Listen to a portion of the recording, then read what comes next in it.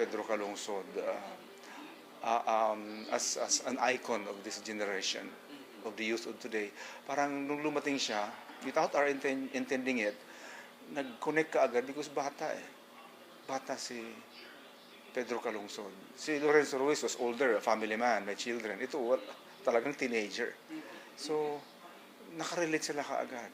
Somebody who was faithful to something. Somebody who would be willing to sacrifice for something. Yung mga values niya was the values that was being hinahanap ng mga bata sa panahon na ito because probably they still don't see those values in older people like me or like us. No? So, yun. Talagang it was not, there was no script, it just fall into place. Nangyari, ginawa siyang icon ng mga bata. What's your Pedro Calungsod? What's good? What's with Pedro Calungsod that we can learn from? Young people can learn from? Marami eh. Dun sa, kasi I'm kind of reading all this nangyayari, minuminuto sa social, ngayon kakagaling ko lang sa ang dami nilang connect ika nga kay Pedro Calungsod. And one will be yung courage nitong tao na ito. Sumama siya sa mga Jesuits.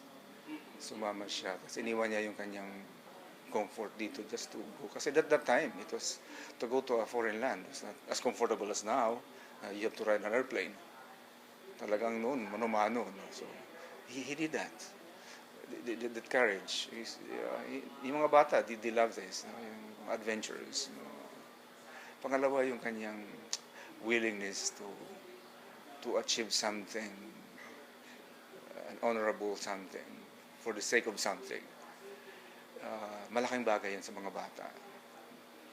Like I said earlier, hinahanap itong mga values ng mga bata ngayon. This generation is, I think, is in search of models. Probably because of the dearth of models of this generation. So we are looking for models. Even in politics, naghahanap tayo ng mga modelo. Even in entertainment, naghahanap ng modelo. Whatever, in all facets of man, naghahanap yung mga bata ngayon.